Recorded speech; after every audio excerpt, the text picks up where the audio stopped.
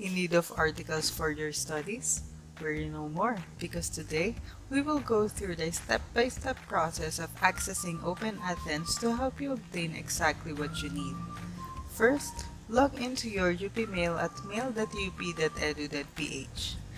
Next, on the upper right corner, click the app launcher with the icon of 3x3 dots. Scroll down and click Open Athens. If you have multiple Google accounts logged into your browser, choose your UP Mail account when prompted. Then, on the upper right, click Login and then select Login to My Athens. Select University of the Philippines as your institution. From here, you may select your desired database and accomplish your tasks.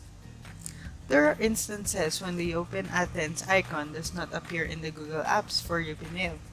This happens when the UP Mail account in question is not under UP Diliman's organizational unit. To fix this, send an email about the error to the DILNet Help Desk at helpdesk@upd.edu.ph and include the following details. DILNet can verify if the concerned person has access to UP Mail and check if they are enrolled or employed in UP Diliman so that they can initiate the transfer. Hope this helps. Happy studying!